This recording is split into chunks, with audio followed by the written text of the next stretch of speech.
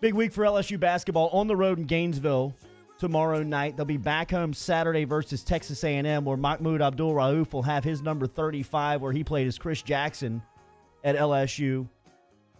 Dick Vitale was on some of the great games that Chris Jackson played at LSU. Vitale, of course, the author of Mount Rushmores of college basketball, solid gold primetime performers that we'll get a little update on as Dick joins us here on this Mardi Gras day, on this Fat Tuesday. Dick, happy Mardi Gras to you. Thanks for joining us. Well, no problem whatsoever, guys. I'll tell you this, Chris Jackson was something else, man. I remember doing games down there when he played. He was just so explosive, unbelievable. He really was, Dick. I mean, for somebody my age growing up in a football town, I mean, Baton Rouge would be considered a football town. At that point, Dale Brown and the LSU basketball program really ran the city because of the guys that they were bringing in, and Jackson was a headliner. Do you have one moment that you remember specifically, or any moment that you can share with our listeners that stood out with Jackson, with you being on the call, or remember that time? You know, it's so tough. I can't remember what I did yesterday, but I do know that when he did play, he was so explosive. He could score so quickly, put points on the board, and seemed to love playing. That's what I loved about him. It's such passion. And you're so right. Dale had that incredible run there with Shaquille and Roberts and all those players he was bringing in was unreal. They're going to name the court, are they not? Because that should have been done 10 years ago. Did they do that yet with Dale? They hadn't done it yet. There's still a big push down here to get that done. That's not done yet? It's not done yet. Oh, my God. That is a joke. I mean, you see courts being named all over. Even they named the court after me down at the University of Detroit. And come on, I didn't do half of what Dale did. Come on, you people out there that really are in power, why? I don't understand why. It makes no logic whatsoever. It's still a big debate down here, Dick, for sure. Dick has spoken. On Saturday, Dick, Gonzaga, Baylor, and San Diego State lost. What was the biggest surprise for you? Well, you know, when you looked at there right there, when you say a biggest surprise, probably I would say because they lost at home would have been San Diego State. But UNLV has really improved, and it's so tough. When expectations and standards are so high, everybody comes after you. I remember talking to Mike Krzyzewski one time, and he said, and it was a couple of years ago, he had a team. He said, my guys don't understand something, Dick. He said, they don't understand that when you wear the Duke jersey, people play at such a level against us, and we got to meet that commitment by playing even harder than they do. And I think a lot of times kids don't understand it. That you're playing San Diego State, and they're 26-0. Do you think those kids are juiced up, the kids at UNLV? You better believe it. So playing and learning how to handle that.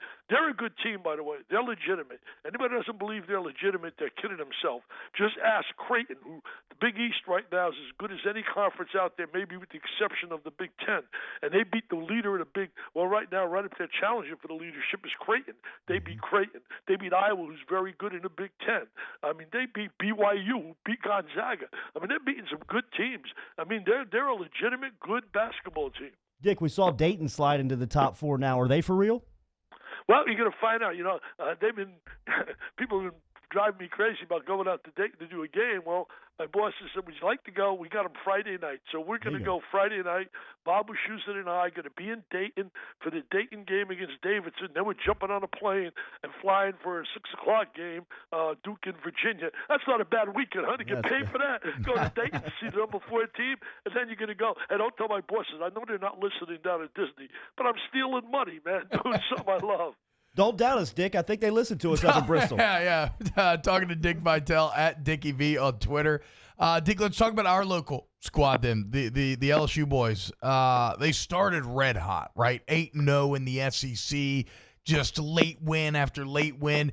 They hit a little skid, losing 3 or 4. They got a massive game with Florida coming up. But before we talk Florida, what do you think about this LSU team? Are they more of the side that started 8-0, or was this 3 or 4 losses? Was that more of the team that you think they are? Well, you know, I think they spoil people early in the year. I think Will Wade's club went out there and won all those. If you remember, they were winning all those games, like you said, late 1-point games here, 1-2 points. I mean, they could easily have been at the time maybe 5-3 or 4-4. So they're 8-0. Now expectations go crazy. And now what happens on the opposition? They become bulletin board material. Oh my God, we're playing LSU. They're 8-0.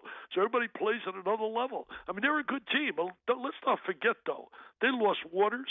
They lost the kid Reed. Yep. Those guys are in the NBA, man. They're in the NBA. But they got some good players. The kid Watford's been terrific, the freshman. Then they had the injury. I think he's back now, Manning. Manning had did he have a broken bone in his foot? Yep. Then I noticed that they benched Emmett Williams. What was that all about? Because the kid has been scoring and shooting well. I saw he was benched in the last game, came off the bench. Team rules violation before that game. They just didn't get the start. They brought him off the bench just to send the message and the consequence there. But he'll be back in the starting lineup tomorrow. So Dick, how do you feel about them matching up with Florida then? Is this a battle for is it a battle for the premier team in the SEC outside of like that Auburn Kentucky matchup? Well, I think there's 4 teams that are locks for the tournament. I mean, there's no doubt LSU's getting in the tournament, and the same with Florida. I think Florida is definitely getting in. They were right there in the wire with Kentucky. I did that game on Saturday, had a great chance to win that game. They're playing a lot better. In fact, coming into that game, my memory tells me they won 5 of their last 6. They struggled early, and then they were another team. Expectations were crazy early in the season. They were preseason number 6 in the nation, and boom, they got beat right out of the gate. I did the game. They played Florida State, and wow, Florida State put the hurt on them. But now we look at Florida State, and we say, well, they're legitimate too. I mean, I look at my seeds. If I were doing it today, and I think these things are crazy in a way because they change every day.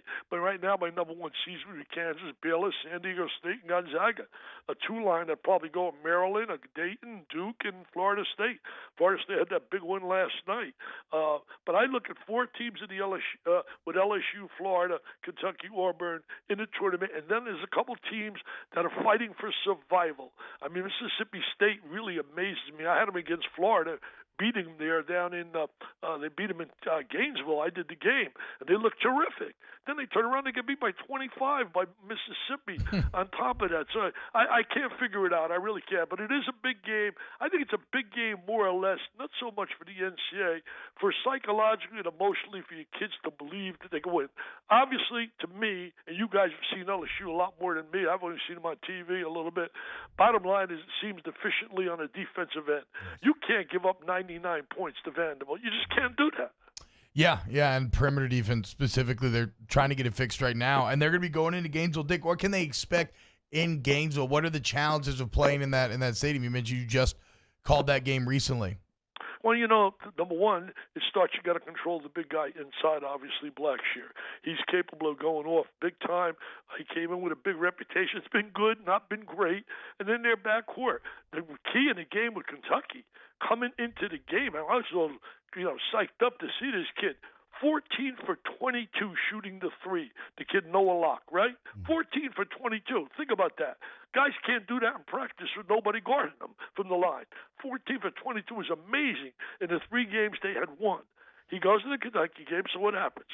Kentucky's going to play him real tough. He struggles. He goes 0 for 5. Now, I think he's going to do better than that. So LSU's got to be really aware of him. He's capable of really nailing the 3.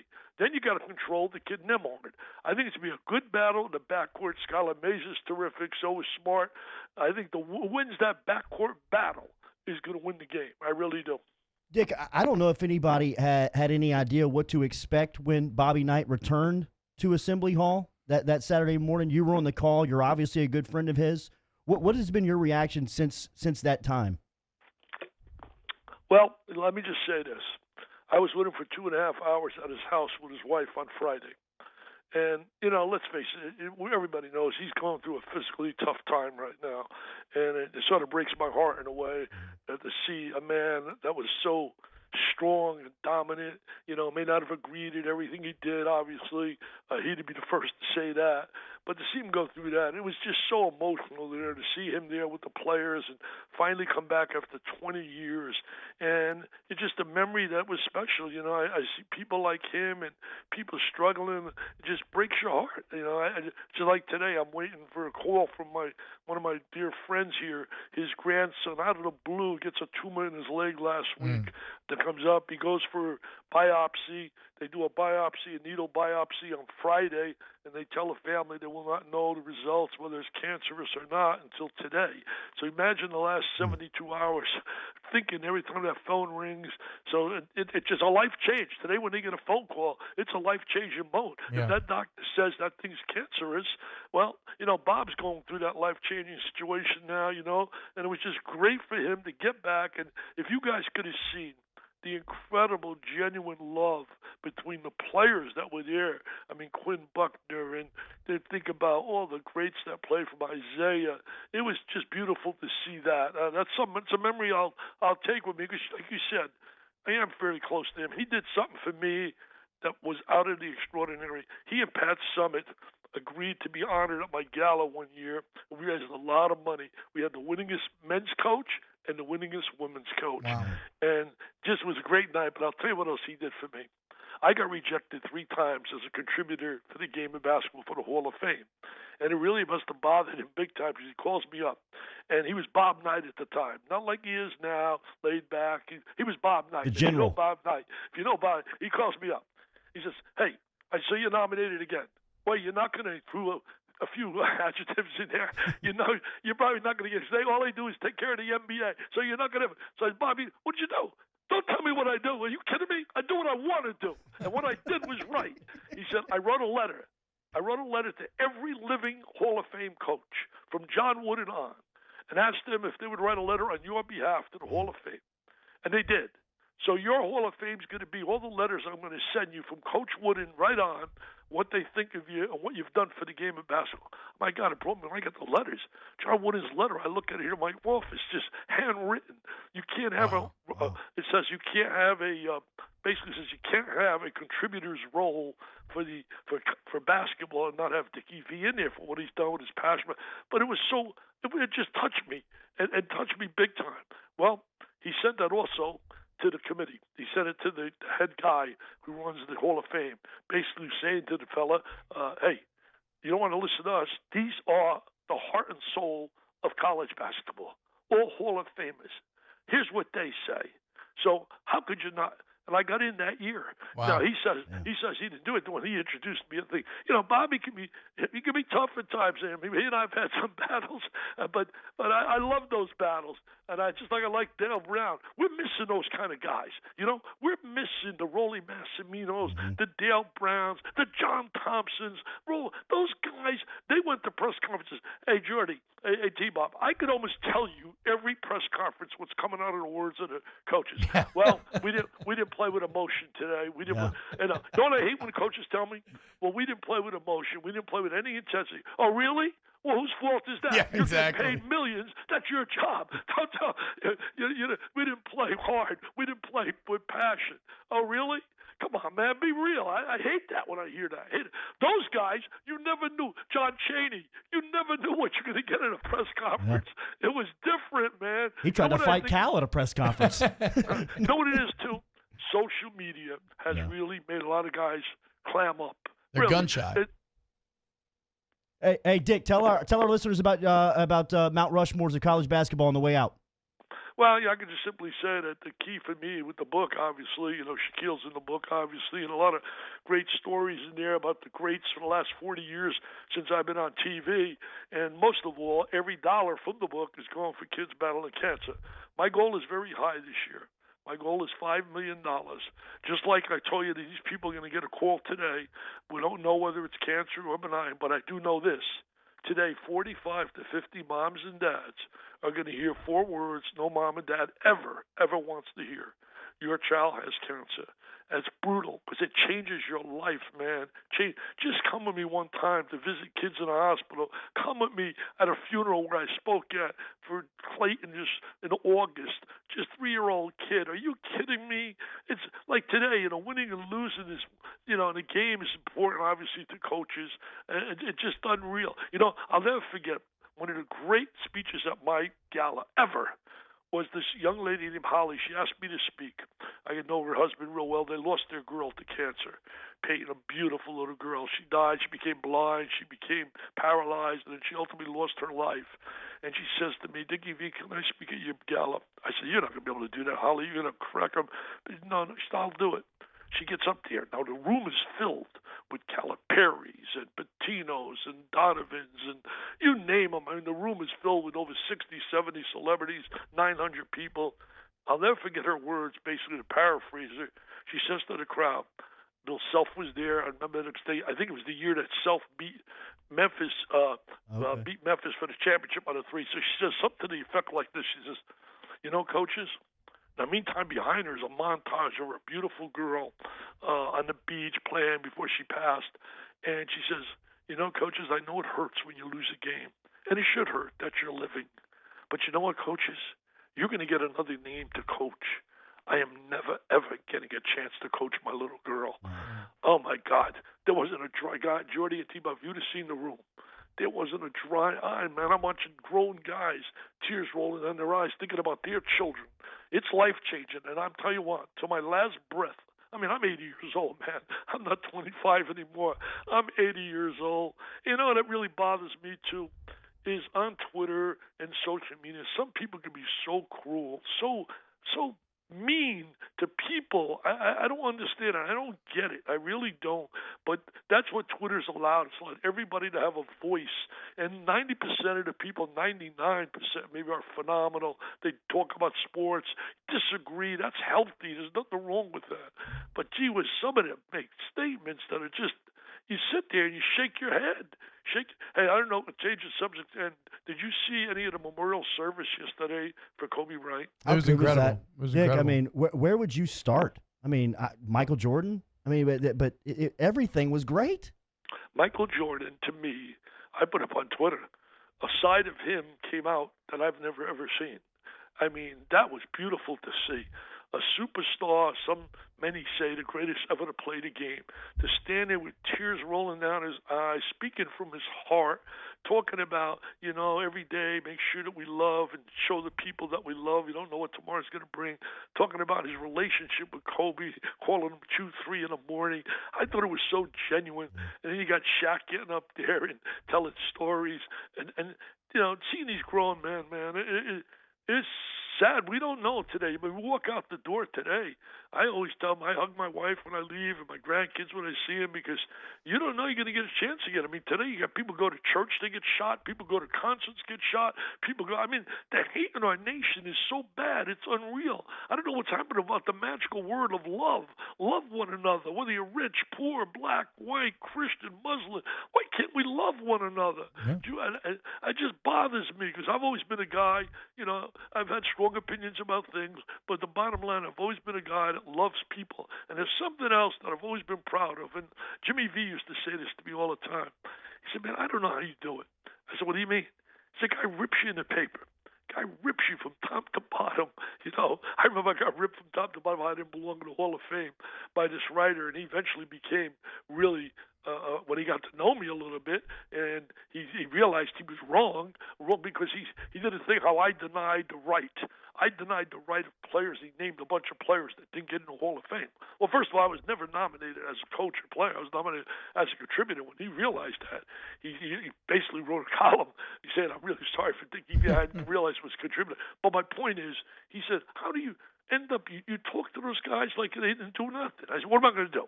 What am I going to do? Get a gun and shoot them because they disagree with me? Give me a break. I said, but I've never held grudges. I mean, you guys were tough on me. I mean, let's face it. You guys we had our times, Dick, and here we are. And here we are. And this has been awesome this morning. Yep. Well, no, I always appreciate people that are honest, that are upfront. If they disagree in a very healthy manner, which you guys disagree with me, and I can understand that. But the bottom line is, I think you allowed me to get my piece in, and I got my piece in what I thought, you know, and I just, and that's the way it should be in sports. Sports is a great way. Hey, I want to know one thing, though. A lot of LSU guys down here where I'm living, they're out here working out at IMG because I guess the combine starts today, does it not? Yes. Yeah, so they were out here working out at the combine. Let me ask you this.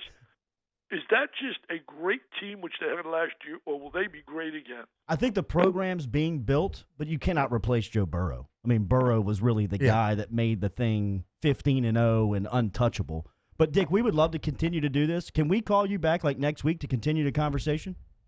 Well, give me a buzz if I'm around. Yep. You know, my schedule, I'll be honest with you, though, now my schedule is really getting intense. I hear you. But if I can, I will. But it's really, it's gotten me. I'll tell you the truth. If I had to take every radio show, I'd be on all the time. But you know, doing games is not easy traveling, man. Not when you're 80 years old. Yeah. I got a date, and now we're going to go to. I'm actually violating a rule. I had surgery. I think you guys knew this. 2008, I had throat surgery, and it was very serious surgery. And Dr. Zeitels, who's operated on, you name him, he's operated on every big star you can read, from Lionel Richie to Adele to Steven Tyler. And I got to see him up in Boston. And after he did my surgery, he said, Dick, if you want to stay in this business, you're going to follow my rules. And he talked to the ESPN man in charge. And he said, I don't want Dick any more shoot-arounds. I was talked out before a game. I go to shoot-around at 12 noon, every local writer, and I never say no to anybody, and newspapers, radio guys. So I don't get any shoot-arounds. I talk to the coaches ahead of time on the phone. Then he said, I don't want no back-to-back games. He's going to go mad at me like crazy when he finds out I'm doing Friday night Dayton and I'm going Saturday to Virginia. But it's the first time I've done that. So I'm trying. It's not if I don't go out with you guys. I'm trying to save my throat for March Madness because I got to be careful. I had pre-cancer. Wasn't cancer. I got a lucky break. But he said, Dick, it was so close. It's unreal. I don't know. They call it some kind of name, dysplasia. But if we can do it, I'll do it. Just call. Get healthy. Have a great call this weekend. Thank you for your time this morning. Go LSU, baby. Big all right. Big there game. it is. Wow, we got that one on record, too. I think, I think we could all hope that we have as much energy as Dick does at 80 years old, man. Still killing the game, working his ass off. Big thanks to Dickie V for coming on today.